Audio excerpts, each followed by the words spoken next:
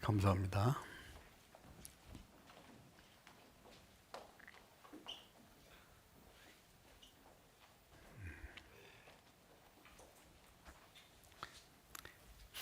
함께 기도드리겠습니다.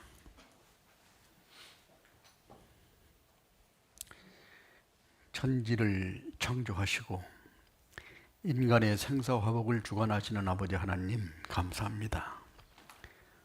우리가 세상 가운데 살아갈 때 죄를 물마신같이 먹고 마시며 살던 저희들, 이제 주님 앞에 섰을 때 심판을 받아 영원히 고통을 받아야만 마땅한 저희들을 주님께서 사랑하심으로 그 높고 영광스러운 보좌 위에서 이 낮고 천한 세상에 오시고 저희들을 구원해 주시기 위해서 십자가에 달려 고난을 받으시고 주님의 그 고귀한 보혈로 저희들을 다 사해 주시고 저희들을 구원해 주신 주님 감사합니다.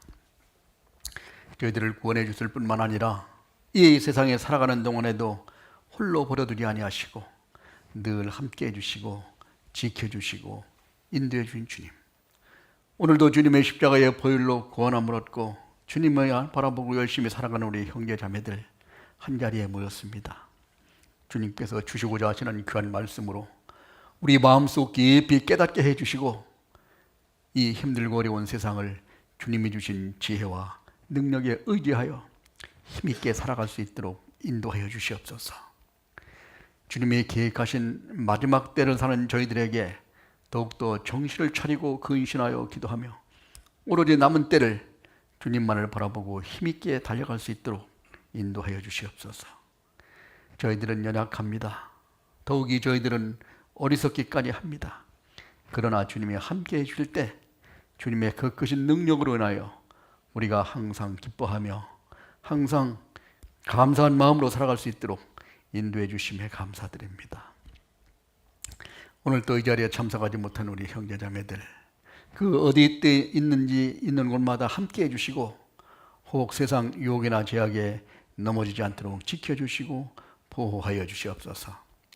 특히 우리 건강치 못하여 치료받는 우리 형제자매들, 전능하신 하나님의 능력으로 건강을 회복시켜 주시고 마음이 정함이 없는 형제자매들, 진리의 말씀에 깊이 뿌리를 내려 모진 풍파에도 흔들림 없이 굳건히 서 있을 수 있도록 도와주시고 모든 여건과 형편을 아시는 주님께서 주님을 섬기기에 조금도 부족함이 없도록 주님께서 도와주시고 인도해 주시옵소서.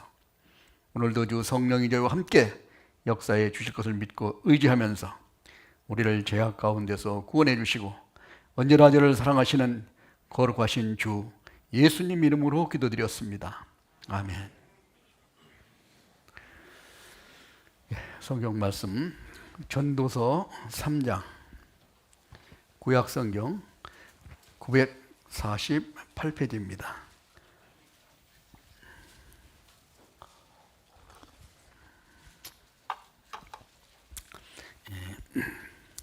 전도서 3장 1절부터 11절까지를 제가 한 절, 우리 형제 자매님들이 한 절 교독하시겠습니다. 전도서 3장 1절. 천하의 범사가 기한이 있고 모든 목적이 이룰 때가 있나니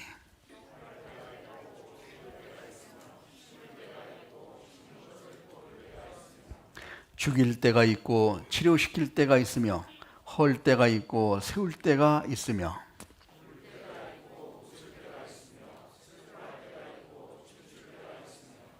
돌을 던져버릴 때가 있고 돌을 거둘 때가 있으며 안을 때가 있고 안는 일을 멀리할 때가 있으며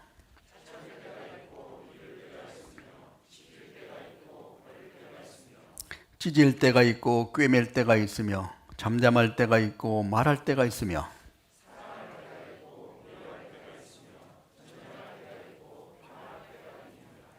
일하는 자가 그 수고로 말미암아 무슨 이익이 있으랴.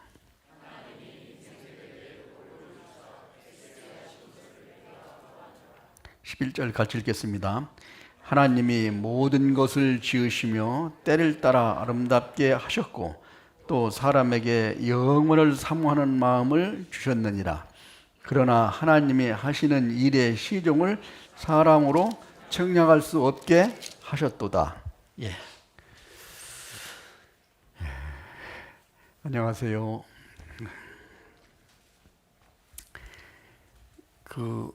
참 차가운 겨울도 이게 때가 되니까 물러가는 것 같습니다. 이와 같이 하루하루가 우리 앞에 계속 하나님께서 주신 큰 선물이라는 것을 우리는 항상 생각하면서 살아가야 될 것 같습니다. 1년에 365일 어제가 오늘이고 오늘이 내일이고 똑같은 날이 되풀이 된다라고 생각할 수 있지만은 그렇지 않습니다. 어제는 다시는 돌아오지 않죠. 오늘 이 시간은 다시 돌아오지 않습니다. 우리 인생에서 새로운 하루를 하나님이 우리에게 주신 겁니다. 새로운 하루를 맞이하는 우리에게 새로운 마음으로 더 하나님과 가까이 나아가는 그런 마음으로 하나님과 함께 하나님의 주신 참 기쁨과 즐거움을 누리면서 살아가는 것이 바로 하나님의 뜻이라고 생각할 수 있겠습니다. 네, 그래서 오늘은 여기 전도서 3장에 있는 말씀을 보면은 여기에 천하의 범사가 기한이 있고 모든 목적이 이룰 때가 있다. 그러면서 날 때가 있고 죽을 때가 있으며 심을 때가 있고 심는 것을 뽑을 때가 있으며 이같이 8절까지 보면은 28가지의 때가 나옵니다. 그 중에서 14번은 우리가 긍정적인 그런 때고 또 14번은 부정적인 그런 때를 가리키고 있습니다. 이 모든 때를 정하시고 인도하시고 경험하게 하시는 분이 바로 하나님이시라는 겁니다.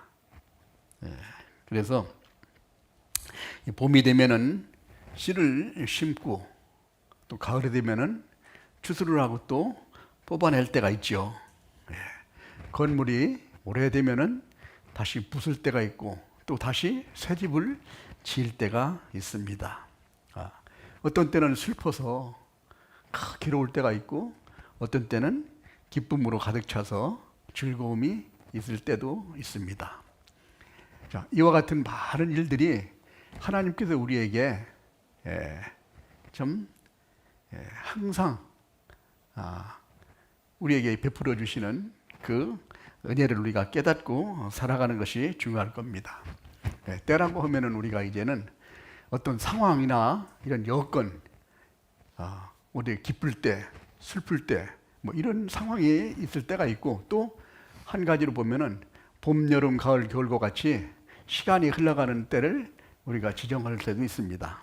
그래서 오늘은 천하의 범사의 기한이 있다는 것, 또 하나님이 때를 정하셨다는 것, 이것을 우리가 한번 생각을 해보고 우리는 하나님 안에서 살아가는데 그 하나님의 때를 잘 받아들이고 그거를 잘 우리가 적응을 해야만이 우리가 올바로 살아갈 수 있다는 겁니다.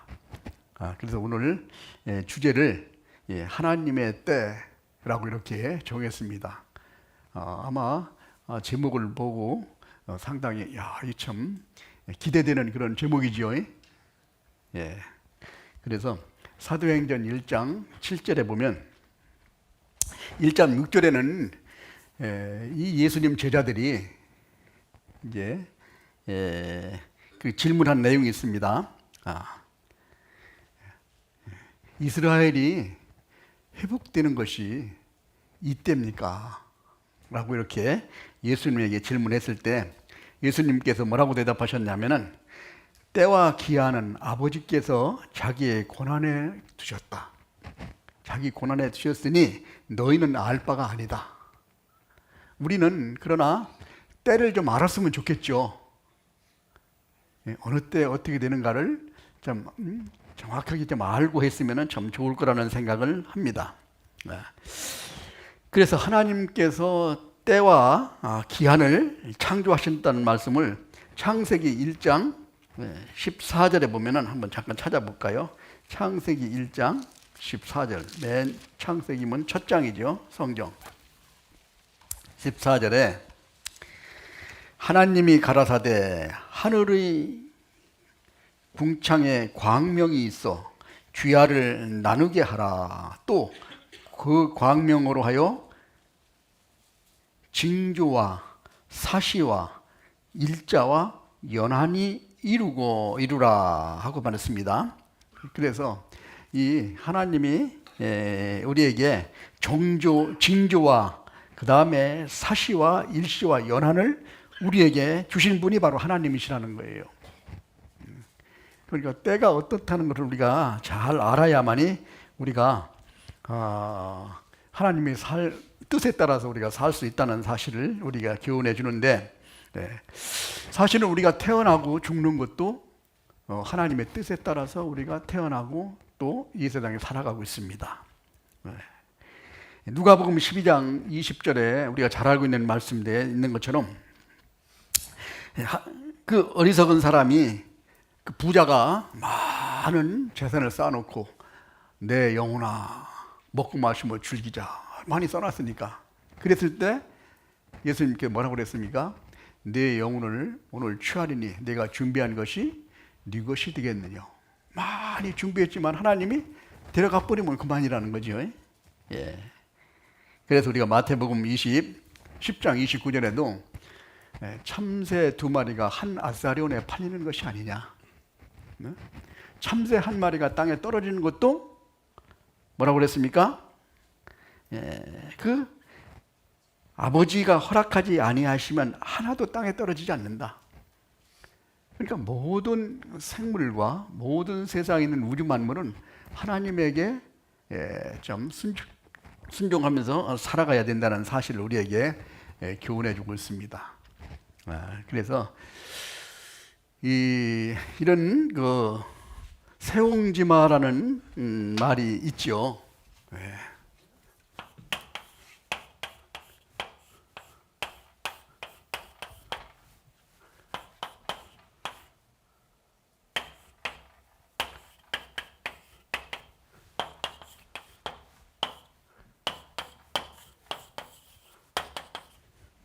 세옹지마라고 이렇게 썼는데, 세옹지마라는 말을 아마 다 아실 겁니다. 어떤 변방에, 여기 앞에 있는 새는 그 변방, 그러니까 전쟁하는 이런 그 근처에 늙은 어르신이 한 분 살았다는 거예요.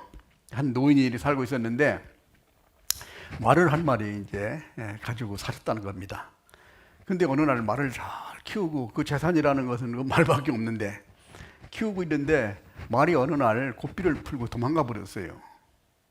그러니까 마을 사람들이 다 말해서 아이고 안 됐습니다. 이거 말 한 마리 있는 거 도망가 버렸으니 참 어떻게 앞으로 사시는데 위로를 많이 했습니다.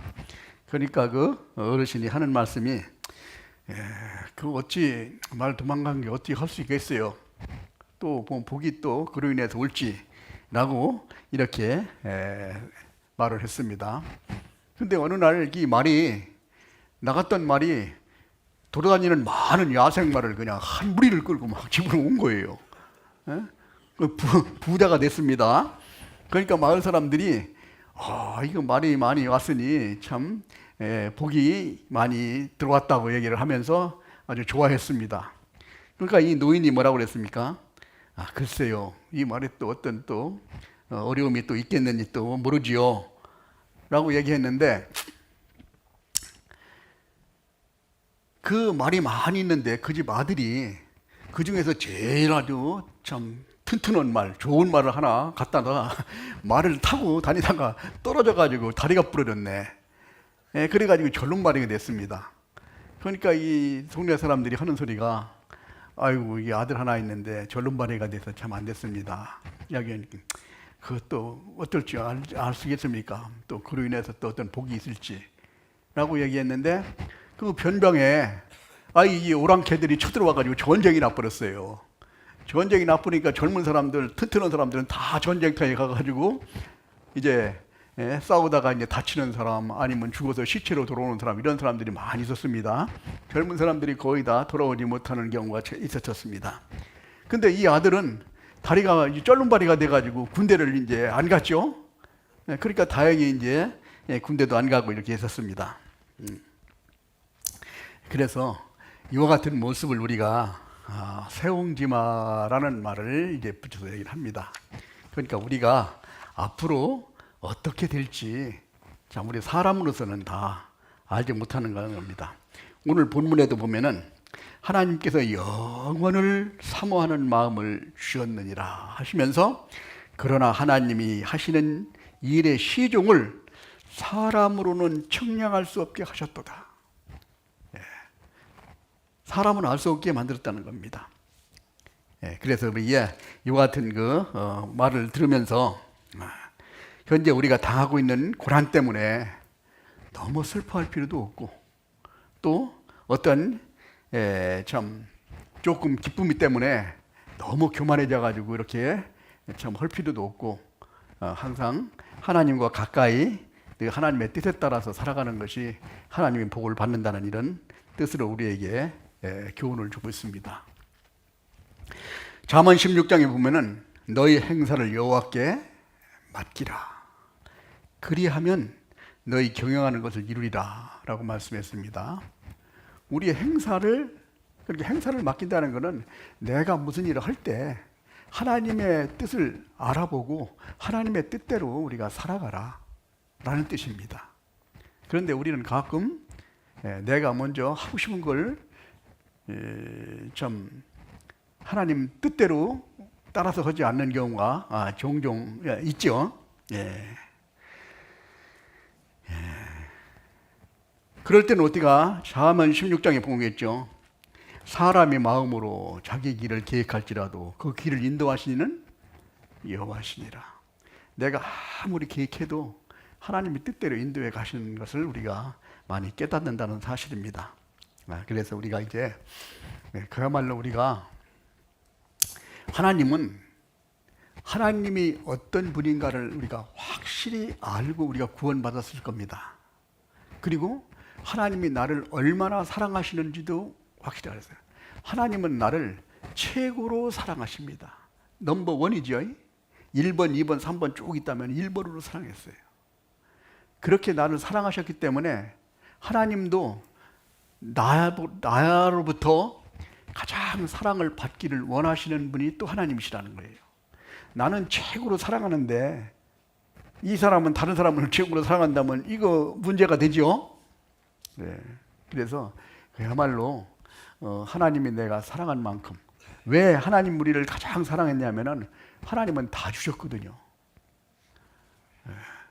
로마서 8장 32절에 있는 말씀과 같이 자기 아들을 아끼지 아니하시고 우리를 위해서 내어주시니가 아들과 함께 이 모든 것을 너에게 은사로 주지 아니하시겠느냐. 그러니까 다 주신 분입니다. 다 주셨으면 최고로 사랑한다는 거예요. 그러니까 하나님도 우리로 하여금 사랑을 받기를 원하시는 거예요. 그것은 뭐 특별하게 하나님이 참 우리한테 강제로 요구하는 것이 아니라 본인이 그렇게 사랑했기 때문에 그 사랑을 주는 것이 합당하죠. 맞죠? 안 맞아요? 맞죠? 근데 우리가 참 그와 같이 살지 못한다는 사실도 우리가 인정할 수 있을 겁니다. 그래서 우리가 오늘 이제 보면은 이 때와 기한을 결정하시는 하나님의 그 성경 속에서 많은 사례를 한번 쭉 들어보고 우리가 하나님의 때를 어떻게 기다리고 살아야 되는가 하는 내용을 한번 알아보도록 하겠습니다. 우리가 잘 알고 있는 그 아브라함이라는 사람이 갈대아 우르에서 이제 살고 있을 때 하나님이 이스라엘 민족을 불러낼 때 창세기 12장부터 시작됐죠. 너희 친척 아비집을 떠나 내가 네게 시할 땅으로 가라 라고 말씀하셨습니다. 한번 찾아보겠습니다. 창세기 12장.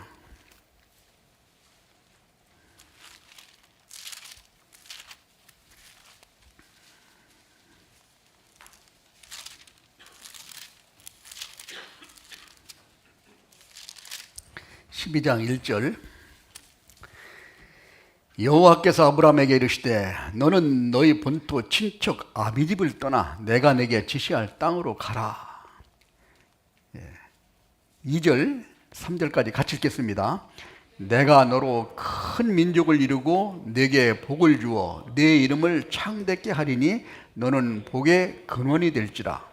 너를 축복하는 자에게는 내가 복을 내리고 너를 저주하는 자에게는 내가 저주하리니 땅의 모든 족속이 너를 인하여 복을 얻을 것이니라 하신지라. 아브라함을 불러낼 때 아브라함에게 하나님께서 약속을 하셨습니다. 내가 너로 큰 민족을 이루고 네게 복을 주어 네 이름을 창대케 하리라.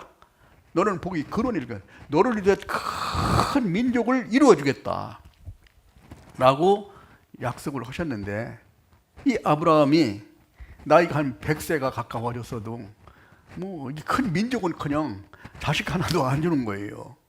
예?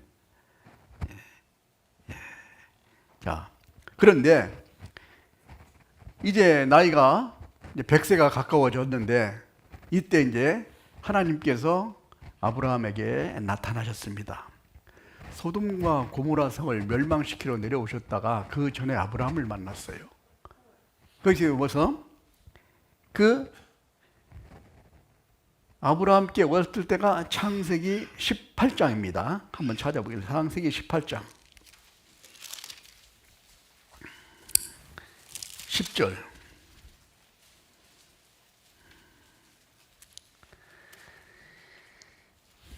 (21페이지입니다) 그가 가라사대 기한이 이를 때에 내가 정녕 네게로 돌아오리니 네 아내 사라에게 아들이 있으리라 하시니 사라가 그 뒤에 장막문에서 들었더라.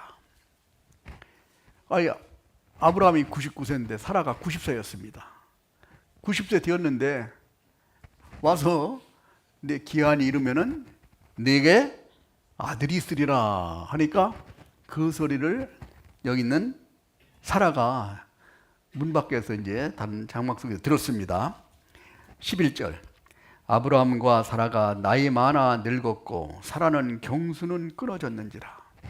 이제 사라는 이제 이미 이제 아기를 낳을 수 있는, 인간적으로 생각하면 이제 아기를 낳을 수 없는 상태가 되어버린, 나이가 많이 들어서 됐는데, 그래서 사라는 알죠. 그래서 사라는 12절. 사라가 속으로 웃고 이르되 내가 노쇠하였고 내 주인도 늙었으니 내게 어찌 낙이 있으리요. 내가 늙어서 경수도 끊어졌는데 어떻게 내가 아이를 낳겠냐 라고 이렇게 생각을 하고 속으로 웃었다고 그랬습니다. 그러니까 13절에 여호와께서 아브라함에게 이르시되 사라가 왜 웃으며 이르기를 내가 늙기를 어떻게 아들을 낳으리요 하느냐. 하나님이 사라의 마음속에 있는 생각을 다 그냥 꿰뚫고 있는 거예요. 왜 웃었냐고. 사라는 속으로 웃었다고 그랬잖아요. 그러니까 사라가 겁이 나가지고 아예 안 웃었습니다 그랬지, 이런 얘기한 거예요. 예. 자, 14절. 여호와께 능치 못할 일이 있겠느냐. 기한이 이를 때 내가 네게로 돌아오리니 사라에게 아들이 있으리라. 사라가 두려워서 승인치 아니하여 가로되 내가 웃지 아니하였나이다. 가라사대 아니라 네가 웃었느니라. 하나님은 그래서 우리의 마음 속까지 다 들여다보고 계시는 분이에요. 무슨 생각을 하고 있는 것까지 다 아시는 분이라. 예. 속으로 웃은 것까지. 그래서 그 아들을 이삭이라고, 이삭이 뭐냐, 웃음이라고 그랬다. 내가 웃지 않았다고 그랬으니까 웃음이라고 지어버렸습니다. 네. 자, 이와 같이 하나님께서 이제 아브라함이 이제 100세 여기 아들 이삭을 이제 주셨습니다. 네. 그래서 이제는 이 아브라함이 100세 때 아들을 낳으니까 처음에 하나님께서 너로 인해서 큰 민족을 이루겠다고 창세기 12장 2절에 말씀하셨죠. 그러니까 그때부터 출발해서 하란에 올라가서 아버지인 데라가 돌아가시고 나서 나이가 75세였다고 그랬습니다. 75세 때부터 기다리고 있었을 거예요. 하나님께서 자식을 준다고 그랬는데 둘이만 사니까 별 재미가 뭐 별로 없겠죠. 맨날 보는 얼굴이고 그러니까 하나님께서 여기서 25년 후에 25년 동안 여러 생각도 했을 거예요. 근데 25년 지나서야 이제 아들을 주는, 그것도 아들을 낳을 수 없는 상황임에도 불구하고 하나님께서 주셨다는 겁니다. 무엇을 가르쳐 주려고? 젊었을 때 아들을 딱 주셨으면은 뭐 다른 고민 별로 안 했을 겁니다. 뭐 이렇게 하나님이 주셨으니까 라는 생각을 했을 거예요. 그러나 못 낳다가 한 25년 지나서 못 살 상태에 처해 있는데 이제 생명을 주시고 자식을 주시니까 하나님은 능치 못할 일이 없겠구나 라고 하는 것을 하나님의 능력을 보여주시면서 실제로 약속을 지키신 거예요. 25년 만에. 14절 그랬죠.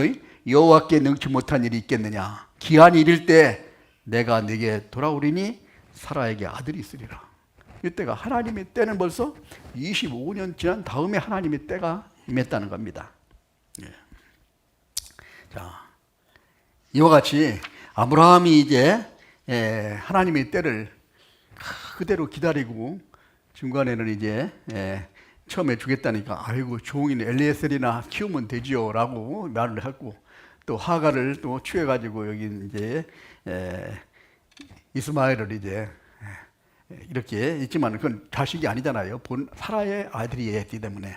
그래서 이런 일들이 이제 있었습니다. 자, 그런데 우리는 가끔 어떤 생각을 하냐면은 하나님이 때를 미리 알려주셨으면 좋겠다 이런 생각이 들 때 있죠. 그렇죠? 하나님의 때를 미리 알았으면 어떨까 라는 생각을 합니다.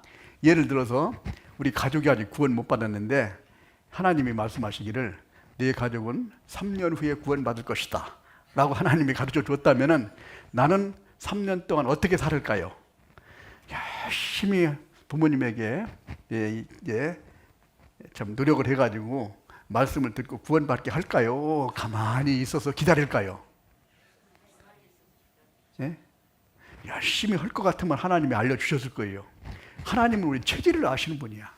아이고 하나님은 3년 후에 깨닫게 해주신다 그러니까 그때까지는 빨리 지나가게 해라. 그러면서 그냥 그 생각 잊어버리고 그냥 이렇게 살 겁니다. 그렇지? 그거를 하나님이 아시는 거예요. 우리 속을 다 아시니까. 그렇게 해주면 너희가 열심히 살지 않을 거라 알고 있으니까. 자, 만약에 예를 들어서 가끔 어떻습니까? 언제 휴가가 되는가 궁금하죠? 알려줬으면 참 좋겠죠? 아이고, 내년에 이게 뭐, 재림하신다. 휴가가 된다 그러면은 얼마나 편하겠어요. 열심히, 걱정할 거 없이 그냥, 이래. 참 내가 하고 싶은 거 막 다 하고 막 이래 살겠죠? 그런데, 만약에 내년에 휴가가 온다고 하면 내가 주님을 위해서 열심히 살겠어요? 아니면은, 내가 하고 싶은 대로 그냥 이렇게 적당히 막 살고 재밌는 거 하면서 들어주면서 살겠어요? 어떻게 할 것 같아요? 주님을 위해서 열심히 살 것 같죠? 아니 그렇죠? 그걸 아시는 거야. 그러면 왜 하나님께서 알려주지 않으셨나? 알려주지 않아야 하나님의 말씀으로는 때가 가까웠다는 걸 얘기하는데 그 정확한 날짜를 안 알려주잖아요. 그러니까 그거를 바라보고 하나님을 의지하고 그 믿음 가지고 열심히 살아가야만이 우리가 하나님으로부터 나중에 만났을 때 큰 상급을 받게 되니, 열심히 하지 않으면 상급도 없죠. 하나님은 하나님이 가지고 계신 모든 것을 우리에게 주시기를 원하시는 분이에요. 왜? 사랑하니까. 고린도전서 2장에 나와 있는 하나님이 자기 사랑하는 자를 위해서 미리 준비한 것은 눈으로 보지도 못하고 귀로 듣지도 못하고 마음으로 생각지도 못했다는 것을 우리에게 준비해 놨다는 거예요. 바울 사도가 셋째 하늘 가서 보고 나니까 진짜 가보니까 천국이라는 게 상상할 수 없는 그런 곳이니까 막 목이 잘려서 죽을 때까지 그냥 계속 쫓아다니면서 전도를 하죠. 뭐 여기보다 조금 낫다 뭐 이렇게 하면은 적당히 살고 그러지 않겠어요? 마찬가지로 우리가 하나님의 때를 미리 알려주면은 우리가 나태해지고 또 열심히 살지 않습니다. 또 내가 생각한 대로 살고 그런 경우가 잘 있겠죠. 네. 그래서 하나님께서 그 때와 시는 아버지에 관한 거다. 그러나 징조는 보여준다고. 징조는 점점 더 가까이 왔다는 징조는 보여준다고 하나님 말씀을 하시고 계신 겁니다. 네. 그래서 하나님의 때라는 것은 우리가 하나님의 말씀을 의지하고 하나님이 큰 민족을 이루어 주신다 약속했으면은 이루어 줄 걸 믿고 내가 하나님의 말씀을 언제든지 이루어 주시니까 그걸 믿고 열심히 살면은 나중에는 큰 민족은 이루어지게 돼 있죠.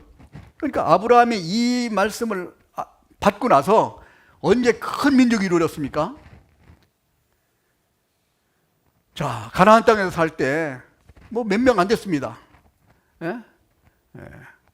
아브라함이 이제 야곱을 낳고 야곱이 이제 자기 자식들 12명 가지고 70명이 됐는데 70명은 별거 아니죠. 애굽에 내려가서 애굽에 가서 이제 그냥 거기서 400년 동안 살면서 큰 민족을 이룬 거예요. 아마 큰 민족을 이루기 위해서도 가나안 땅은 뭐 먹고 살 게 이게 많아야 이게 잘 큰 민족이 이루어지겠지. 그렇지, 그럴 여건이 안 되니까 아마 애굽에 가가지고, 애굽은 그때 나일강 있어가지고 막 농사가 잘 되고 그러니까 거기에다 집어넣어가지고 막 민족을 막 부풀려 오는 거예요. 큰 민족을 만들어 줬죠.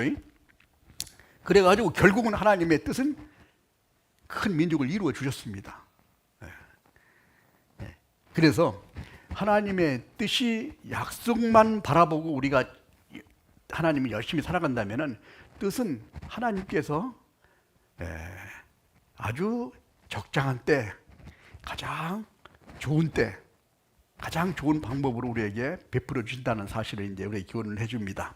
자, 여기서 아브라함을 통해서는 그와 같이 25년 동안 쭉 기다리니까 이제 거기서 이삭을 주셨다는 사건으로 이제 우리에게 하나님의 때가 언제인지를 교훈하게 만들어 주셨습니다.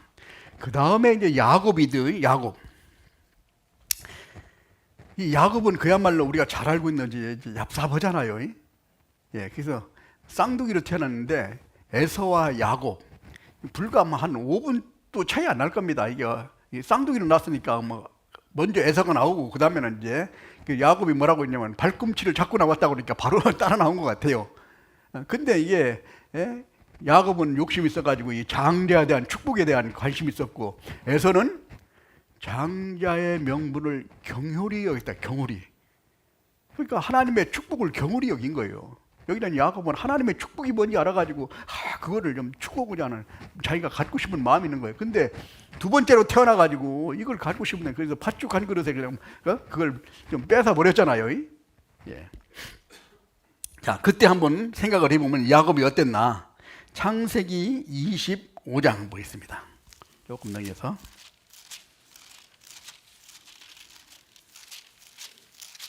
창세기 25장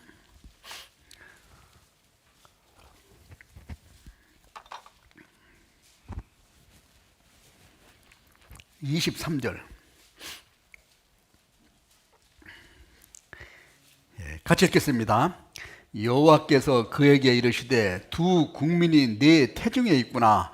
두 민족이 네 복중에서부터 나누리라.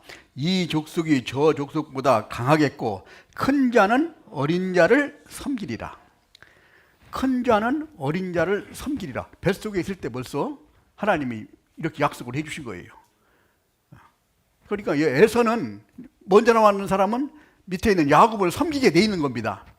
근데 이 참 여기는 야곱은 딱 태어나서 자기가 하나님의 때를 막 만들려고 노력을 했어요. 아마 가만히 참 하나님 안에서 순종하며 살아왔으면은 그 강제로 형의 그냥 그 장자권을 팥죽하는 건데 빼앗지도 않고 또 형의 받는 축복을 막 변장해가지고 들어가서 저 축복을 대신 받고 이런 일도 없었을 건데 정상적으로 갔으면은 이 형이 큰 자가 작은 자를 섬기게 돼 있는데 그거를 참지 못하고 자기가 막 그걸 만들려고 막 노력을 많이 했다는 거예요. 네? 자, 우리도 그와 같이 하나님의 뜻이 있는데도 우리가 하나님의 때를 만들려고 많이 노력을 하는 경우도 많이 있을 수 있다는 겁니다. 자, 그런데 이제 야곱이 그 에서에게 장자권도 빼앗기고, 맞죠? 그 장자권도 빼앗고, 또 축복도 다 가로채니까 이 에서가 화가 나가지고 이제 죽이려고 쫓아다니니까 이제 가만히 있어 보니까 이게 거기 큰일 나가 있거든요. 그래서 자기 예삼촌 집으로 이제 피신을 갔는데, 예삼촌 집에 가서 피신을 해서 거기서 예삼촌이 라반이라는 사람인데, 야곱도 약지만은 이 라반이라는 사람은 더 약은 사람이에요. 20년 동안 종살이를 하는데 이게 야곱한테 이게 제발 이런 품삯을 좀 줘야 되는데 이거를 그냥 안 주려고 이제 참 욕심을 부리는 거예요. 그래서 거기서 이제 그 나중에 하나님이 딱 보면서 이제 이 야곱에게 이제 실제로 야복의 것을 이제 실제로 하나님께서 이제 이렇게 갈라주셨죠. 얼룩진 거 뭐 이런 거는 뭐 네 가지에 취해라 뭐 이런 식으로 알려주셔가지고 그랬는데, 그때만 해도 여기서 이 라반이 하는 짓을 하나님께서 다 보시고 계시다고 그랬어요. 창세기 31장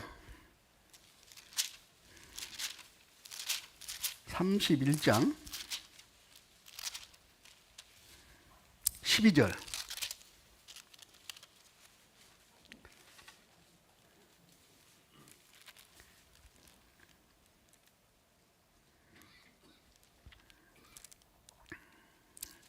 31장 12절 11절부터 제가 읽어드리겠습니다. 꿈에 하나님의 사자가 내게 말씀하시기를 야곱아 하기로 내가 대답하여 이르기를 여기 있나이다 하매 가라사대 네 눈을 들어보라. 양떼를 탄 순양에 다 얼룩무늬가 있는 것, 점이 있는 것, 아롱진 것이 있느니라. 라반이 내게 행한 모든 것을 어떻게 했습니까? 내가 보았노라. 하나님은 라반이 이 야곱 거를 다 그냥 뭐 종살이를 시킨 거를 하나님이 보고 계신 거예요, 다. 나는 베델 하나님이라. 내가 거기서 기둥에 기름을 붓고 거기서 내게 서원하였으니 지금 일어나 이곳을 떠나서 네 출생지로 돌아가라 하셨느니라. 자, 여기에서 20년 동안 종사를 하고 나니까 이제 하나님의 때가 딱 온 거예요. 하나님의 때가 오니까 거기서 아롱진 거 뭐 이런 거는 다 끌고 내가 서원을 어떻게 했어요? 도망올 때 베델에서 큰 돌베개 지고 잠을 자고 있는데 짐승 소리 들으면서 있는데 거기서 좀 하늘에서 그 사다리가 내려와 가지고 천사들이 오르락 내리락 한 걸 보고 나서 거기서 서원을 했죠. 내가 다시 돌아올 때 여기서 성전을 짓고 여기서 하나님에게 10분의 1을 드리겠나이다 약속을 하고 이제 갔는데, 이제 20년 지난 다음에 하나님이 이제 때가 됐는 거예요. 나타나 가지고 이제 돌아가라고 얘기를 하신 겁니다. 그래서 이 야곱의 인생을 보면은 그야말로 우리가 살아가는 그 인생과 그렇게 좀 흡사한 그런 행동을 하는 것을 볼 수 있습니다. 우리가 그냥 하나님 때를 막 이렇게 만들려고 이렇게 노력을 많이 하지요. 전도서 9장 12절에 보면은 빠른 자라고 선착하는 것이 아니고, 한번 찾아보겠습니다. 전도서 9장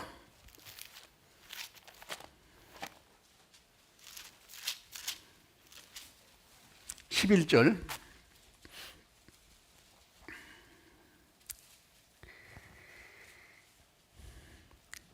제가 읽어드리겠습니다. 내가 돌이켜 헤아려 보니 빠른 경주자라고 선착하는 것이 아니며 유력자라고 전쟁에 승리하는 것이 아니며 지혜자라고 식물을 얻는 것이 아니며 명철자라고 재물을 얻는 것이 아니며 기능자라고 은총을 입는 것이 아니니 이는 시기와 우연이 모든 자에게 임함이라. 네. 자, 아무리 빠르다고 빨리 도착하는 게 아니다. 이 야곱은 지가 빨리 하나님 뜻을 좀 하려고 이게 뭐 노력을 했는데, 그렇게 말하면 20년 동안 라반의 집에 가서 종살이밖에 못하고 종살이하고 나서 다시 돌아온 겁니다, 제자리로. 이런 일이 있다는 거예요. 그래서 이와 같이 참 형을 속이고 저 형이 축복을 막 가르치는 바람에 여기서 그 막 분을 녹여가지고 이제 분이 있어가지고 막 생명의 위협을 느껴서 달아났는데 다시 그 버릇이 돌아올 때도 그게 없어지지 않았다는 거예요. 양떼와 소떼를 많이 가지고 있는데 처음부터 어떻게 했습니까? 형 거 반, 내 거 반 쫙쫙 나눠가지고 이제 마음을 이제 오래간만에 만났는데 여기 에서가 400명의 군사를 가지고 온다는 그랬습니다. 아니 동생을 한 20년 만에 만나는데 만나러 오려면은 뭐 군사가 뭐 필요가 있어요? 자기하고 뭐 같이 오는 뭐 친구 한 사람이라 같이 뭐 목도 하나 더 같이 와가지고 만나서 참 반갑다 하면 될 텐데 군사를 데리고 오면 죽여버리겠다는 마음이 가득 있었겠죠. 그러니까 이 야곱이 거기서 양떼 옛날 것 앞에부터 쭉 이렇게 좀 이제 뇌물을 준 뇌물을 쭉 주면서 나중에는 자기는 맨 뒤에 있으면서 그러니까 옛날에 그 약삭빠른 마음이 이게 없어지지 않은 거야. 예. 그래서는 나중에 그 야복강에서는 이제 그 고집이 없어지지 않으니까 야복강에서 그 천사하고 씨름을 하죠. 씨름을 해가지고 결국 이제 여기 있는 나중에 새벽까지 그냥 계속 씨름을 하니까 나중에 야곱이 환도뼈를 쳐가지고 이게 위골됐다고 그랬습니다. 그래가지고 쩔뚝쩔뚝 한다고 그러죠. 네. 그러면서 결국 이제 그때 끝까지 그 찾고자 하는 참 강한 마음은 참 우리가 바람직한 거죠. 포기하지 않고 하나님의 참 은혜를 받으려고 하는 하나님의 사랑과 하나님의 영광을 받으려고 하는 그 노력하는 모습은 야곱에서 아주 중요한 거예요. 결국은 그걸 그렇게 간절하게 어려니까 그걸 차지하게 됐죠. 네, 그래서 이 야곱을 통해서 우리가 이런 생활을 많이 할 수 있다는 사실도 우리에게 같습니다. 이스라엘 민족이 광야에서 나와가지고 가나안 땅에 들어갈 때 열하루면은 가데스 바네아까지 왔는데 이거 열하루면은 그냥 가데스 바네아라면 산 하나 넘으면은 가나안 땅입니다. 열하루면 갈 수 있는데 거기서 뭐 정탐꾼이 보내고 오니까 원망하고 막 하는 바람에 열하루 갈 길을 40년 동안 광야에서 뺑뺑 돌다가 결국은 마지막에 들어가긴 들어갔습니다. 40년 동안 고생을 얼마나 했어요. 왜? 믿음이 없기 때문에. 왜? 하나님을 원망하고 불평해서. 어디를? 옛날에 있는 애굽 땅에 있을 때 고깃국도 먹고 그랬는데 그 종들이 고깃국을 먹어봐야 얼마나 먹겠습니까? 그 애굽에서 그 고기를 많이 주었겠어요? 그걸 동경하는 거예요. 그러니까 거기서 40년 동안 하나님께서 그냥 막 하나님이 어떤 분이라는 것을 체험시켜 주려고 물이 없는 곳에 가서 물을 내가지고 물을 먹게 마시고 먹을 것이 없을 때 만나를 줘서 만들고 적들이 오면 딱 물 이렇게 쳐고 구름 기둥과 불 기둥으로 쫙 인도해 가시고 결국은 가나안 땅에 들어가는데 그래서 가나안 땅까지 인도하시는 그 모습을 봅니다. 우리도 신앙생활 속에서 적어도 구원받은 그리스도인이라면은 확실한 하나님을 알고 구원을 확실히 받았기 때문에 믿음을 어떻게 갖느냐에 따라서 내가 어떻게 사느냐가 하나님으로부터 우리에게 인도함을 받을 수 있다는 겁니다. 그래서 여기는 얍삽빠른 야곱. 그래도 야곱은 그래도 끝까지 좀 물고 늘어지니까 결론적으로 참 영광을 누릴 수 있는 그런 참 이스라엘이라는 그런 그 이름을 바꿔줬죠. 하나님의 그 유업을 받을 수 있도록 하나님께서 역사해 주셨습니다. 그 다음에 또 보면은 그 야곱의 아들 중에서 요셉이 있죠. 요셉은 그야말로 꿈으로 참 성공한 사람입니다. 창세기 37장에 보면은 요셉이 진짜 여기 있는 그 야곱에게 아주 참 순종하는 그런 삶을 살았습니다. 착하고 효도하고 그 요셉이라면 흠 잡을 데가 없어요. 요셉의 일생을 통해서 보면은 예수님의 모습을 그대로 보여주는 삶이 바로 요셉의 삶이라고 볼 수 있습니다. 근데 요셉이 정직하게 형들이 좀 잘못한 걸 꼬여바치고 그러니까 좀 다른 형들이 미워하죠. 그 야곱도 보면은 요셉이 하는 짓 보니까 참 기특하게 참 착하고 그러니까 요셉을 더 사랑했는 거예요. 다른 형제들은 그냥 아무 옷이나 그냥 시장에 가가지고 옷 사줬는데 여기는 요셉은 가서 메이커만 갖다 입히고 그러니까 이게 형제들이 막 이게 화가 안 나겠어요. 그렇죠? 성경에 보면 채색 옷을 입혔다고 기록되어 있습니다. 채색 옷은 궁궐에서 아주 부자들이나 입는 옷이었습니다. 이렇게 하니까 이제 좀 젊은 시절에는 얼마나 그게 예민해요. 그러니까 막 동생에 미움이 있어가지고 동생을 팔아버리고 처음에는 죽이려고 했죠. 그러니까 그 편애하는 것이 진짜 부모님으로서는 좀 중요한 겁니다. 물론 착한 잘하는 그 자식들은 좀 더 귀여울 수 있고 사랑스러울 수 있고 그래도 밖으로는 나타내는 것은 덕이 안 되죠. 자, 그래서 나중에는 팔아서 이제 참 애굽의 보디발 집에 가가지고 종살이를 10년 동안 하고 그 10년 동안 하는데 그 다음에는 이제 보디발의 아내 때문에 누명을 뒤집어 쓰고 감옥살이까지 하게 되는 거예요. 감옥살이까지 하고 나서 이제 풀려 나와가지고 나중에 그 애굽에서 농사를 잘 흉년을 극복해서 이제 식량이 많다는 소리가 들어서 가나안 땅에 있는 야곱과 그 아들들 70명 이제 거기서 가족들이 와가지고 식량을 사러 오죠. 그때 와가지고 그 형제들이 야곱에게 절을 하는 거예요. 이 말이 처음에 야곱이 젊었을 때 어릴 때 나이 17살 이전이었겠죠. 17살에 팔려갔으니까 그 전에 꿈 이야기를 자꾸 형들에게 얘기해 주니까 여기는 형들이 집단이 다 있는데 다 나한테 절하더라. 해와 달과 별 있는 나한테 절하더라. 이러니까 매인 이 동생이 자기한테 저런다니까 이게 자존심이 상하잖아요. 형들이. 그런데 이 일이 벌써 애굽에서 총리가 돼서 애굽의 전 지역을 다스릴 때까지 기다려야 됐다는 거예요. 이 요셉은 그렇게 종살이하고 누명을 뒤집어 쓰고 감옥살이 할 때까지도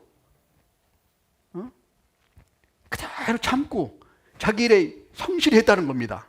그러니까 보디발 집에서도 인정을 받았죠. 심지어는 보디발이 하는 소리가 뭐랬습니까? 야, 요셉이 하는 거 보니까 하나님이 하는 것 같다. 감옥살이 할 때도 아마 이 정도면 감옥살이 하면 포기할 겁니다. 근데 감옥살이 할 때도 열심히 하니까 전 감옥을 다스리는 그런 직책을 줘가지고 거기에 이제 그런 직분을 줘서 열심히 살아가는 거예요. 그러니까 나중에 총리까지 되는데 총리 되는 것도 보죠. 이 창세기 40장 9절에 보면은 우리가 술 맡은 관원장과 떡 맡은 관원장이 딱 둘이 이제 꿈을 꿨는데 이 꿈을 해먹을 수 없는 거예요. 그러니까 여기 있는 요셉이 그 꿈을 딱 들어보고 해몽을 해줬습니다. 술 맡은 관원장한테는 너는 이제 앞으로 3일 후면은 다시 복직이 돼가지고 왕한테 술을 따를 거다.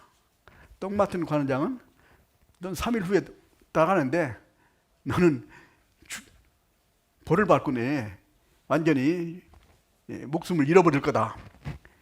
그러면서 하는 얘기가 뭐라고 했으면은 술 맡은 관원장이 이제 왕 옆에서 술 따르는 그런 직분에 복직이 되니까 얼마나 왕한테 좀 이야기할 수 있는 기회가 왔죠.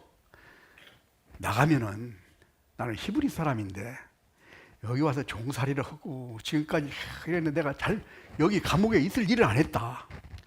꼭 왕한테 얘기해가지고 나를 좀 풀려나가게 해달라. 이 얘기를 했습니다. 근데 나가고 나니까 이 술 맡은 관원장이 그걸 생각하고 얘기했겠어요? 얘기 안 했겠어요? 잊어버렸습니다. 자기가 아쉬울 때는 가가지고 오지만은 밖에 나가니까 그것까지 생각할 겨를이 없는 거예요. 예. 그래서 어쩔 수 없이 이제 이야기는 좀 해줬으면 좋겠는데 이 얘기를 안 하니까 아마 여기 있는 요셉은 기다렸을 거예요.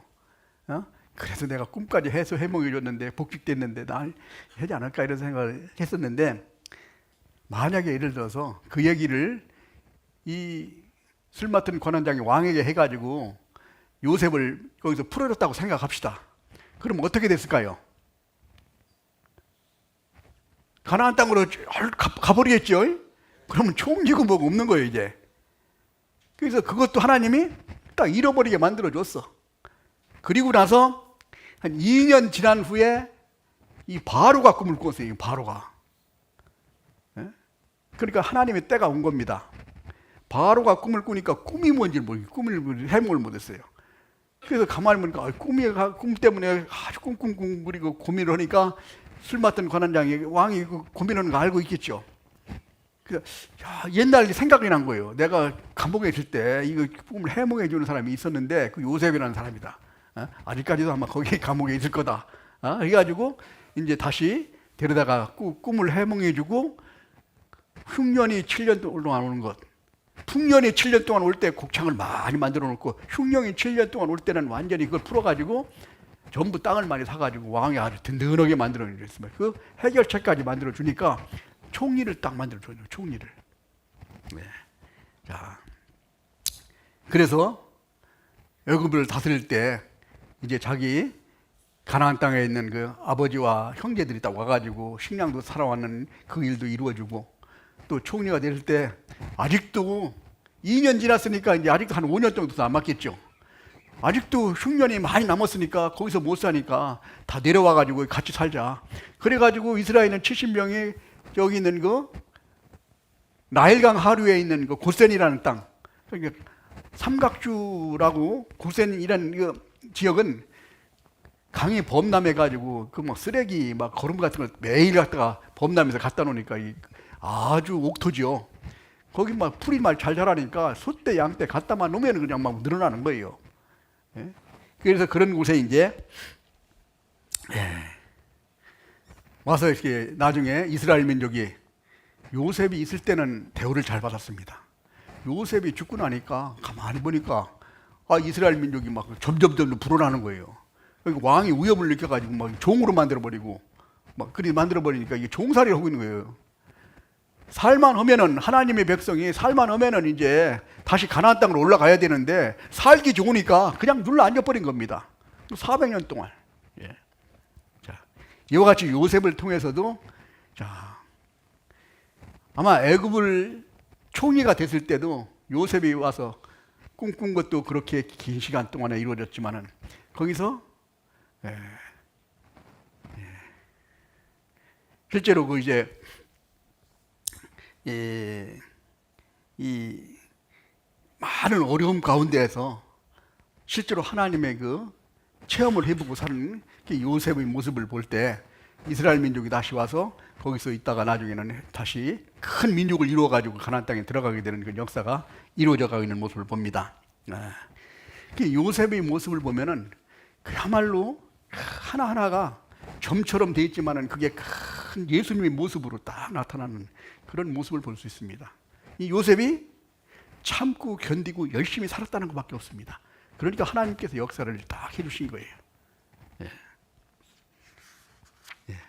그래서 하나님의 때를 우리가 확실하게 이 요셉이 어느 정도나 열심히 살았냐면은 이제 총리가 되는 게 이제 이게 총각이니까 결혼을 시켰죠. 결혼을 시켰는데 결혼하고 나서 바로 애굽 땅을 돌아보면서 순찰을 하는 거예요. 뭐 순찰을 한다고 그래가지고 오늘 나갔다가 저녁에 돌아오는 순찰이 아니라 애굽 땅이 얼마나 넓습니까? 순찰 한번 가면은 그냥 뭐 몇 달 동안 다 나라를 다 이렇게 돌아봐야 되니까 그런 일도 결혼하고 나서 신혼생활도 해야 되겠지만은 먼저 열심히 그 일을 했다는 겁니다. 한번 찾아볼까요? 창세기 41장.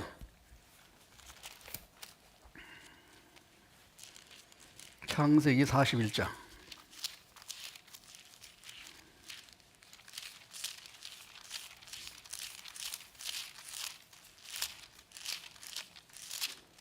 (41장) 45절.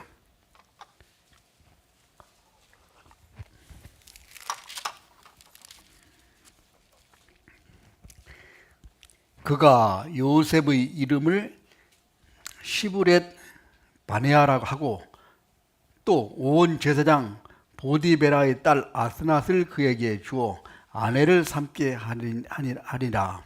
요셉이 나가 애굽 온 땅을 순찰하니라.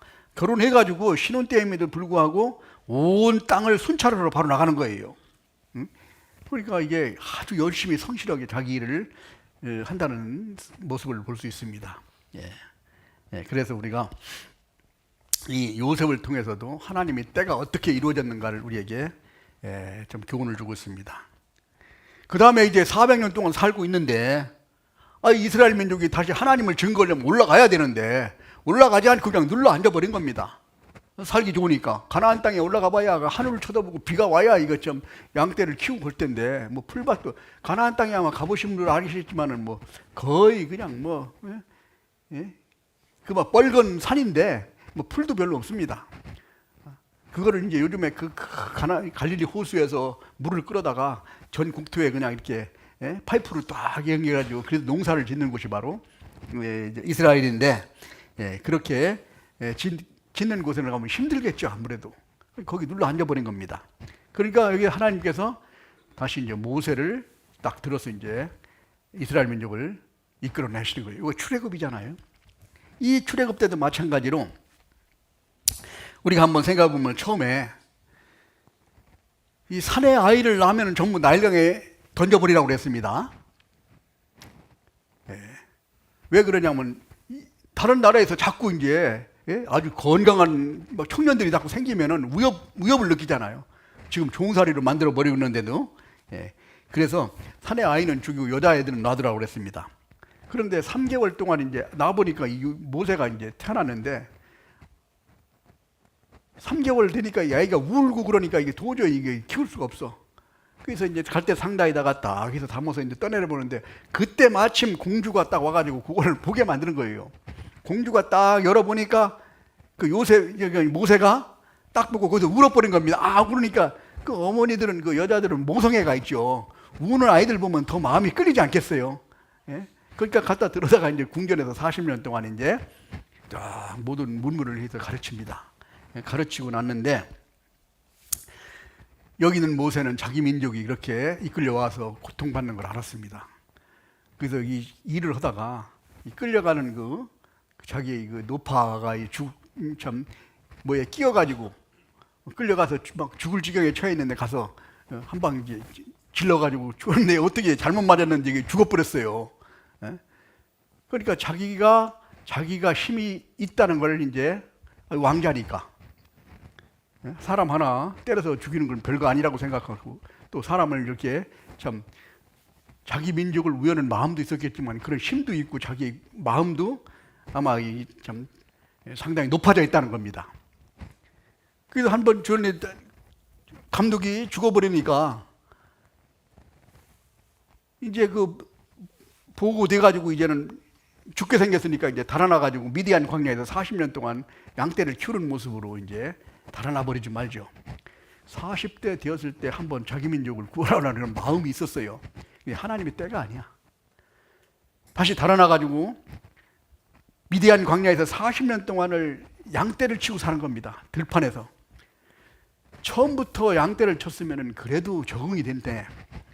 궁전에서 그것도 애굽이라면 그때 세상에서 가장 권세가 많은 그런 호화철랄한 그런 나라에서 궁전에서 40년을 뼈가 굵었는데 이거 먼지 뒤집어 써가지고 이거 거기 산다는 게 보통 이게 쉽지 않죠.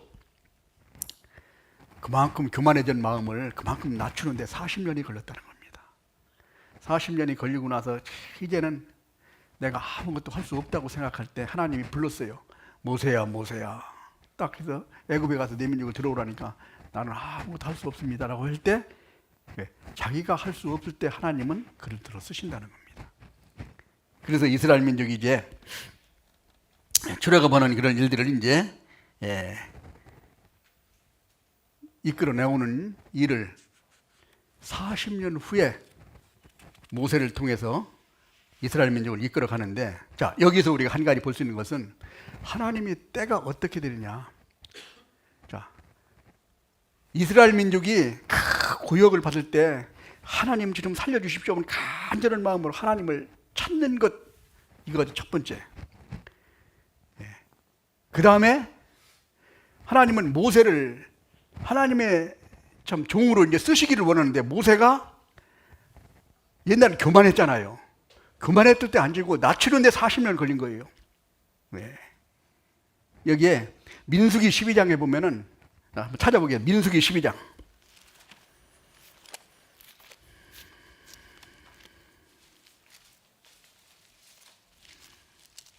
민수기 12장 3절.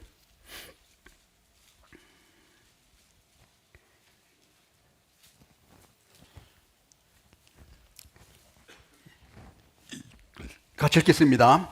이 사람 모세는 온유함이 지면의 모든 사람보다 승하더라. 모세가 온유하게 돼버렸어요. 옛날에 그 감독도 한 방 쳐가지고 이거 나갈 수 있는 그런 과격한 성격이었는데 40년 동안 가서 목동 생활 시키는 바람에 온유하게 바뀌었습니다. 쓰임을 받을 사람이 만들어져 가는 겁니다. 40년 동안 만들고 나서 이렇게 쓰임을 받을 사람이 나오니까 이스라엘 민족이 간절하게 하나님을 부르짖죠. 쓰임 받은 사람을 만들었죠. 그래서 그때가 하나님 이스라엘 민족을 이끌어내 가신 거예요. 하나님의 뜻은 이와 같이 어디에 하나님의 뜻이 있냐?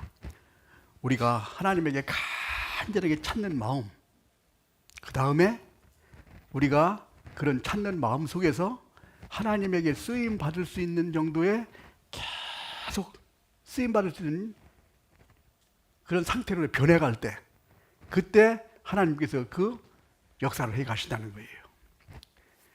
디모데후서 2장 20절에 보면 큰 집에는 금과 은의 그릇이 있을 뿐 아니요 나무와 질그릇도 있어. 귀 쓰는 것도 있고 철이 쓰는 것도 있다. 그릇을 드시려고 그러는데, 자, 이 그릇이 첫 번째는 깨끗해져야 쓴다는 겁니다. 두 번째는 하나님은 우리가 그릇이 큰 그릇이 되기를 원해요. 작은 그릇은 담는 게 작을 수밖에 없죠. 큰 그릇은 많이 담으려면 하나님은 많이 주시려고 하는 분이야. 그러니까 많이 담으려면 그릇이 커야 되는데, 그릇이 큰 걸 어떻게 해야 하냐? 많은 분들이 그릇을 마음을 뜻해요. 마음이 좁은데 마음을 넓히려면은 많은 고난을, 얼마나 고난을 겪었느냐에 따라서 마음이 넓어진다고 말하고 있습니다. 많은 고난을 받고 기간이 긴 사람은 마음이 넓어져요. 그래가지고 이걸 다 내가 받아들일 수 있다는 거예요. 마음이 좁은 사람은 이거 조금 들어가면 좀 넘쳐버리고 마는 거예요. 그래서 참는 자가 뭐가 있다? 복이 있다 라고 얘기하죠.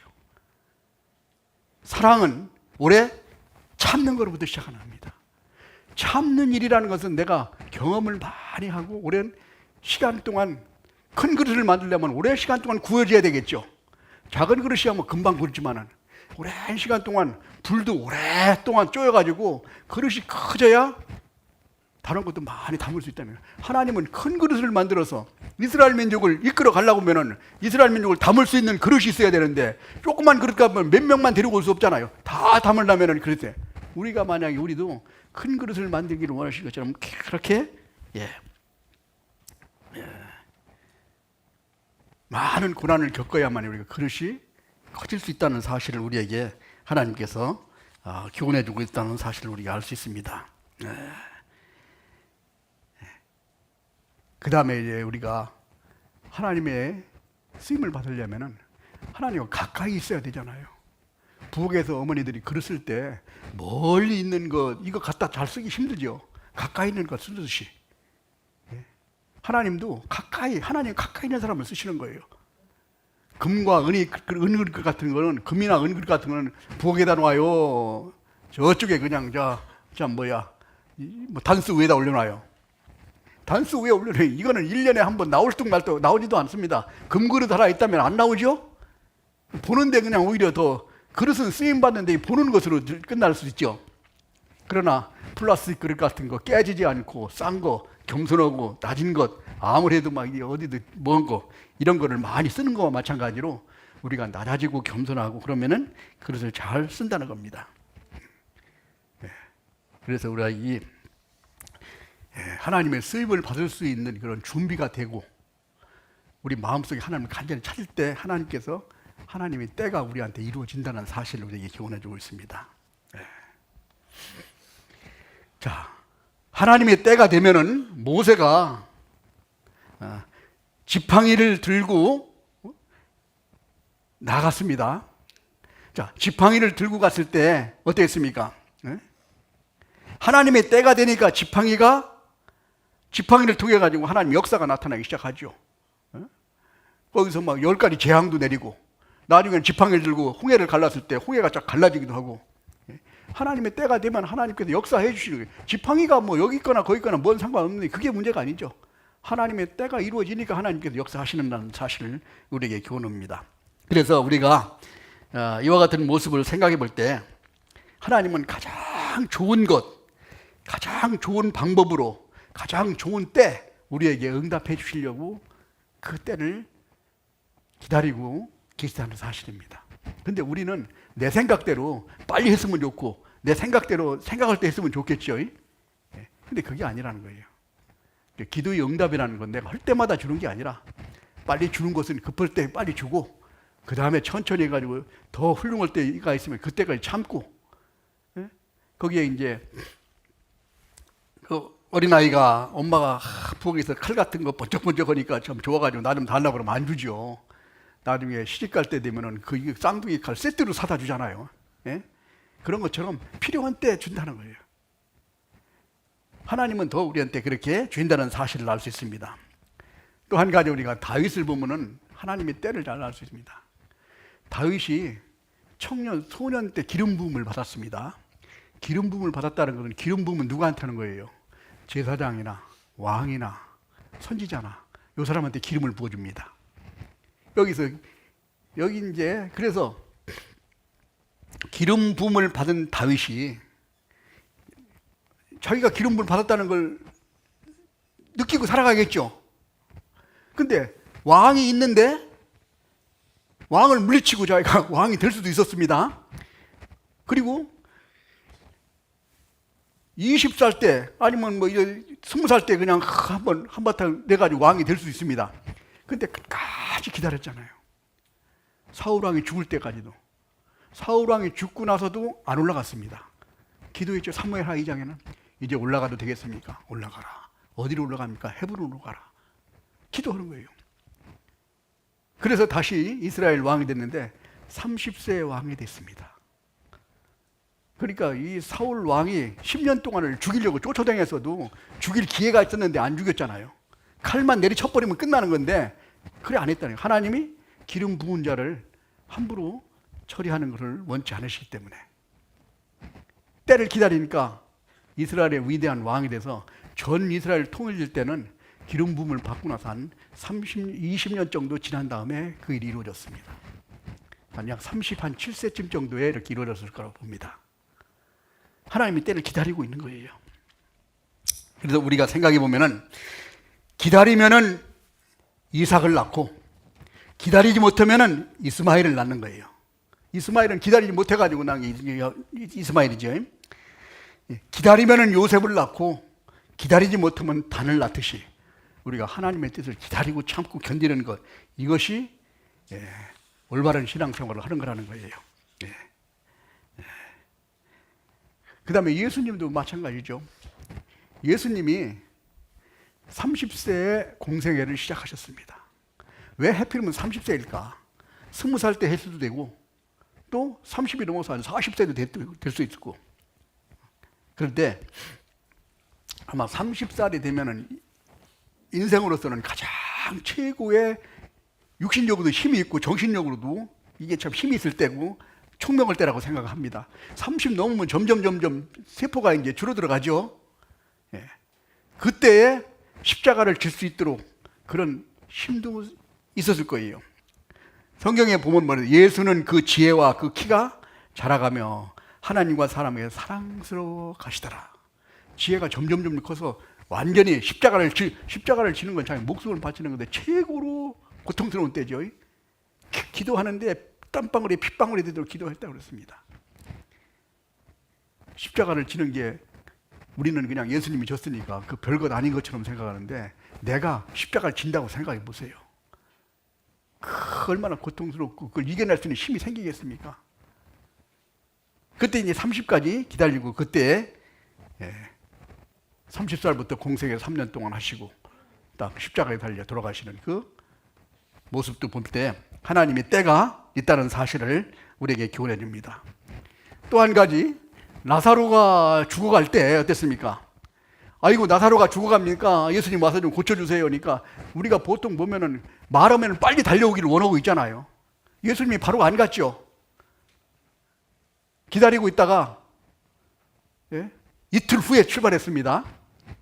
죽은 다음에 간 거예요. 그러니까 거기 가보니까 뭐라고 그럽니까? 그 마리아가 이게 죽어서 냄새납니다. 와서 별볼이 없다는 거죠. 그때 가가지고 예수님께 뭐라 했습니다. 나사로가 나오느라. 죽은 시체가 가서 끼득끼득 나오는 거 이렇게. 죽은 시체를 살리는 것, 죽은 사람들 살리는 것도 중요하지만은 하나님이 그런 능력이, 예수님이만 능력이 있다는 것, 예수님이 하나님의 능력을 가지고 이 세상에 오셨다는 것을, 신성이 있다는 것을 실제로 보여주는 거예요. 죽은 자를 살리고 또 부활할 수 있는 능력이 있다는 것, 살린다는 것, 그렇죠? 그거를 보여주기 위해서 실제로 좀 늦게 갔다는 겁니다. 더 일부러. 그래야만이 예수님의 능력이 있고 하나님의 아들이라는 사실을 우리가 확실히 알 수 있기 때문에. 그래서 우리가 이 하나님의 때를 우리에게도 항상 누구든지 하나님의 때를 다 하나님께서 주시고 있습니다. 내가 그걸 하려고 뭐 다른 꾀를 쓰는 것보다 나의 주어진 상황이나 여건이나 모든 이런 속에서 철저하게 순종하고 열심히 살아가고 주님에게 간절하게 구하고 바라볼 때 하나님의 뜻이 우리한테 이루어져 간다는 겁니다. 자, 그러면 우리가 이 하나님은 확실한 건 뭐냐? 절대로 우리를 버리지 않는다는 거예요. 전도서 3장. 전도서 3장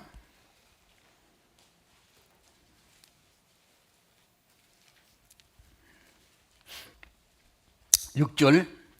찾을 때가 있고 잃을 때가 있으며 지킬 때가 있고 버릴 때가 있다 라는 말씀 기록되어 있는데, 구원받은 그리스도인은 절대로 하나님이 버리시지 않는다는 거.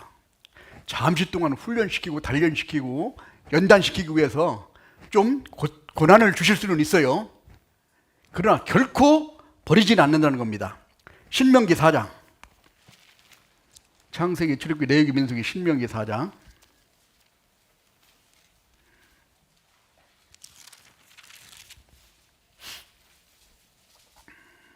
31절.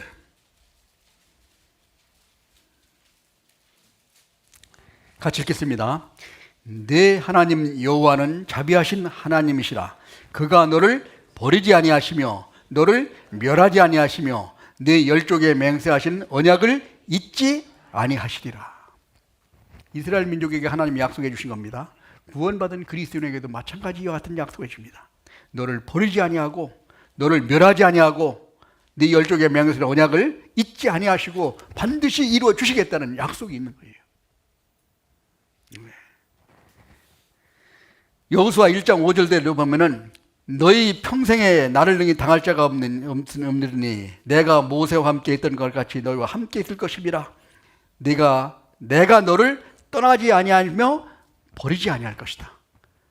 여호수아를 이야기할 때 가나안 땅을 다 정복할 때 계속 전쟁을 했는데 가나안 7족속이 어떤 사람들입니까? 기골이 장대하고 거기 막 이거 뭐예요? 철병거, 지금 가면 탱크가 막 900대까지 있고 막 그런데 그런 가나안 족속을 다 물리칠 때까지 계속 지켜주신 거예요. 8년 동안 31명의 왕을 정복할 수 있도록 실제로 여호수아가 정복을 했습니다. 사무엘도 마찬가지로 사무엘상 12장 22절에 보면은 너희 백성을 절대로 버리지 않는다는 약속이 있습니다. 광야에서도 이스라엘 민족을 그렇게 원망하고 불평하고 별짓 다 하고 막 그리했어도 결국은 버리지 않고 가나안 땅까지 데리고 갑니다. 마찬가지 우리가 하나님의 자녀로서 이 세상에 살아가는데 많은 하나님으로부터의 우리가 참 원망하고 참 잘못을 했어도 하나님은 다 끝까지 잠시 버릇을 고쳐주기 위해서 좀 종아리는 때릴 수 있어도 나중에 결국 천국까지는 데리고 간다는 사실을 우리에게 교훈해주고 있습니다. 네. 그래서 우리는 잠시 우리가 힘들고 어려울 상황이 있어도 그것도 하나님이 허락해 주신다는 거예요. 내 여건과 환경은 다 하나님의 통제 안에 있다는 겁니다. 하나님이 버리지 않은 사람의 특징을 몇 가지 한번 살펴보면은, 첫 번째, 욥기 8장 한번 찾아보겠습니다. 시편 앞에 욥기가 있습니다. 욥기 8장 20절. 같이 읽겠습니다. 하나님은 순전한 사람을 버리지 아니하시고 악한 자를 붙들어 주지 아니하신즉. 순전한 사람을 버리지 않는다. 순수한 사람, 깨끗한 사람을 버리지 않는 겁니다. 시편 9편에 보면은 여호와여 주의 이름을 부르는 자는 주를 의지하오리니 주를 찾는 자를 버리지 아니하신다. 하나님을 찾는 자를 하나님 버리지 않는다는. 시편 119편 8절에 보면 뭐랬습니까? 내가 주의 율례를 지키오리니 나를 아주 버리지 마옵소서.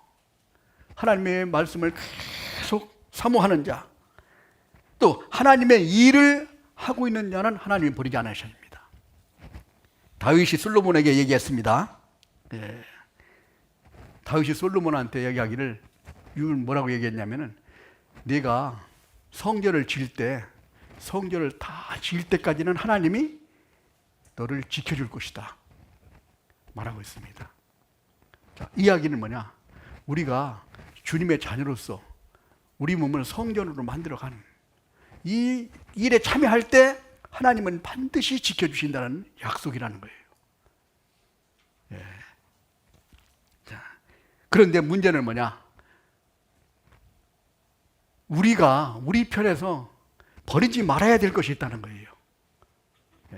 하나님 우리를 지키시려고 아무리 잘못해도 우리를 참 찾아오셔가지고, 아담과 하와가 참 쫓겨날 때도 와서 다시 찾아와서 불러주시고, 또 뭐 히스기야가 참 잘못했을 때도 와서 다시 회복시켜 주시고, 잘못했어도 다 다시 하나님께서 돌아오십니다. 돌아오셔서 보는데, 우리가 그 대신 구원받은 그리스도인으로서 우리가 버리지 말아야 될 것이 있다는 거예요. 마태복음 26장에 베드로가 그런 얘기했습니다.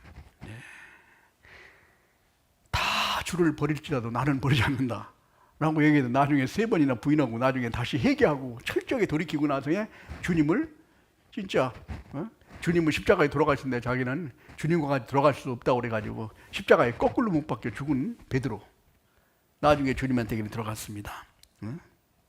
그리고 말씀을 버리지 말아야 된다는 거예요. 찾아볼까요? 잠언 8장. 잠언 8장.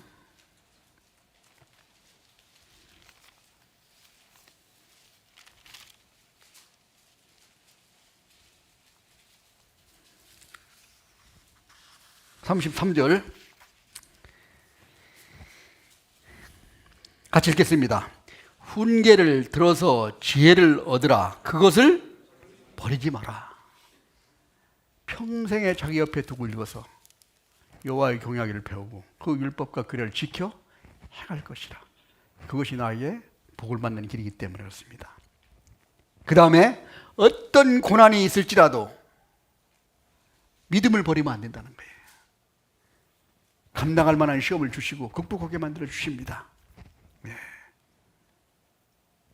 요한계시록 2장 13절에 보면은 너희가 굳게 잡어 믿음을 버리지 않도록 하나님이 강조해 주십니다. 고난 중에는 하나님이 더 가까이 계시다는 거예요. 우리가 어린아이가 위험한 곳에 가면은 부모님이 더 가까이 가서 지키잖아요. 마찬가지로 하나님께서 그럽니다. 그리고 또 한 가지는 히브리서 10장에 나와 있는 말씀과 같이 담대함을 버리지 마라. 너희 담대함을 버리지 마라. 이것이 큰 상을 얻으리라. 큰 상을 줘야 되는데 담대함으로 나가서 그냥 위험을 무릅쓰고 극복해야만이 하나님이 큰 상을 주시지 않겠어요. 그래서 우리에게 담대함을 버리지 않을 것을 우리에게 부탁하고 있습니다. 주님을 신앙생활의 성공과 실패는 다른 거 없습니다. 하나님과 가까이 하는 사람은 신앙생활을 성공할 수 있고 멀리 가는 사람은 위험한 거예요. 날아가는 사람은 더 위험한 일이죠. 그래서 하나님을 가까이 하고, 하나님을 가까이 하는 게 뭐예요? 말씀을 가까이 하고, 하나님의 몸된 교회 안에서 가까이 교제 안에서 참 생활하고, 또 하나님의 일에 적극적으로 참여하고, 이렇게 살아갈 때 하나님의 때를 우리를 통해서 이루어 가신다는 사실을 교훈해 줍니다. 그래서 우리가 힘들고 어려울 때마다 우리가 낭망하고 원망하고 불평하고 그 인간적인 방법으로 해결하려고 발버둥을 칠 것이 아니라 하나님이 때를 바라보고 기도하고 참고 견디고 앞에 주어진 일들을 성실하게 우리가 해나갈 때 하나님은 우리의 때를, 하나님의 때를 우리에게 이루어 주실 거라는 사실을 우리에게 교훈해 주고 있습니다.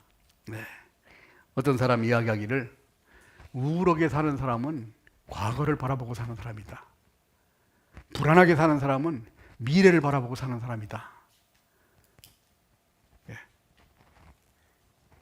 현재를 바라보고 사는 사람은 편안하다는 겁니다. 지금 내가 현재 내가 무엇을 해야 될지 다 알고 있어요. 나에게 가장 중요한 일은 내가 지금 하고 있는 일. 내가 가장 사랑해야 될 사람은 지금 나에게 가장 가까이 있는 사람. 이 일이 가장 중요하고 이 일을 먼저 했을 때 하나님 우리를 이루어 가시고 하나님의 뜻을 우리를 통해서 역사 이루어 주신다는 겁니다. 그래서 로마서 8장 28절에 있는 것 같이 하나님은 모두 합력해서 하나님의 뜻을 이루기를 하나님이 원하시는 분이에요. 우리가 하나가 되고 간절하게 주님을 바라보고 우리가 참고 견디고 열심히 살아갈 때 우리를 통해서 하나님이 때를 이루어 가실 겁니다. 우리는 이에 쓰임을 받아야 됩니다. 그것도 우리가 마지막 때라는 사실을 우리가 확실히 알면서 그야말로 우리는 하나님의 참 능력을 우리가 실제로 이제 체험해 보면서 남은 시간을 살아야 된다고 생각합니다. 같이 기도드리겠습니다. 자비로우시고 은혜로우신 아버지 하나님 감사합니다. 영원히 멸망받을 수밖에 없는 저희들을 구원해 주시고 천국의 소망을 가지고 살아갈 수 있도록 인도해 주신 주님 감사합니다.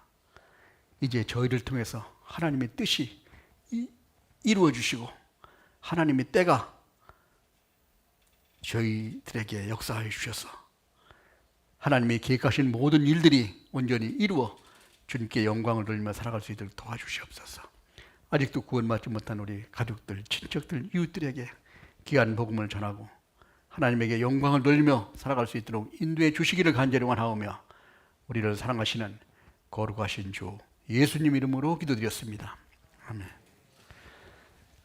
찬송 160